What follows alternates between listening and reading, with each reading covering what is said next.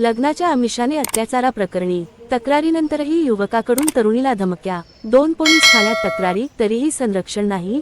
Police प्रशासनाच्या कार्यपद्धतीवर प्रश्नचिन्ह. महिलांच्या सुरक्षिततेचा प्रश्न ऐरणीवर. लाखांदूर तालुक्यातील एका 29 वर्षीय तरुणीची लग्नाचे आमिष दाखवून फसवणूक करून तिच्याशी शारीरिक संबंध प्रस्थापित केल्याची गंभीर घटना उघडकीस आली होती.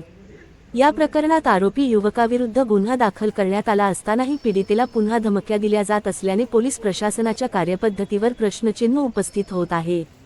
मिळालेल्या माहितीनुसार भंडारा जिल्ह्यातील लाखांदूर तालुक्यातील पीडित महिलेची ओळख वडसा येथे काम करत असताना आरोपी नितीन भारत प्रधान वय 30 राहणार लाखांदूर गांधी वार्ड याच्याशी झाली.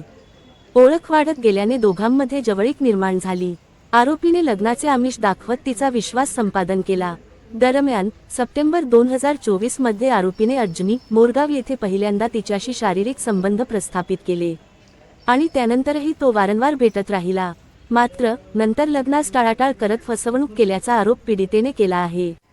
या प्रकरणी अर्जुनी मोरगाव पोलीस स्टेशन येथे अपराध क्रमांक 146/2026 अंतर्गत भारतीय न्याय संहिता 2023 च्या कलम 69 अन्वये गुन्हा दाखल करण्यात आला.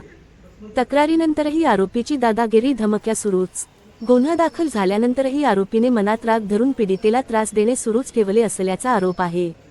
पीडिता ज्या बाजारवाडी परिसरात काम करते त्या ठिकाणी जाऊन आरोपीने तुला पाहून घेईन अशी उघड धमकी दिल्याची तक्रार करण्यात आली आहे. या संदर्भात पीडितेने देसाईगंज वडसा पोलीस स्टेशन येथे पुन्हा तक्रार दिली.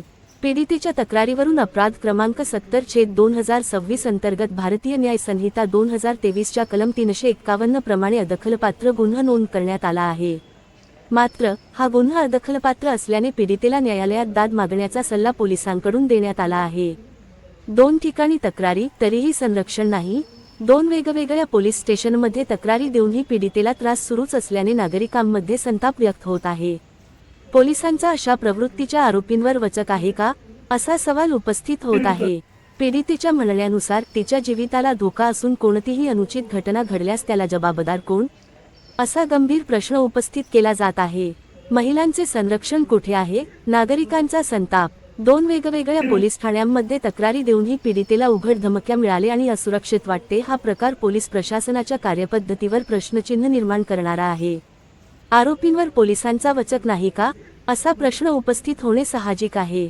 पीडितेच्या म्हणण्यानुसार तिच्या जीविताला धोका असून कोणतीही अनुचित घटना घडल्यास त्याची जबाबदारी कोण घेणार, असा गंभीर प्रश्न पीडितेकडून उपस्थित होत आहे. काही घडल्यानंतरच प्रशासन जागे होणार का? पीडितेने वारंवार तक्रारी करूनही ठोस कारवाई अभावी मिळणाऱ्या धमक्या प्रशासनाच्या निष्क्रियतेवर प्रश्न उपस्थित करतात. जीविताला धोका असल्याचे सांगूनही संरक्षण मिळत नसेल तर काही अनुचित घटना घडल्यानंतरच प्रशासन जागे होणार का, असा संतप्त सवाल आता नागरिकांसह पीडितेकडून विचारला जात आहे.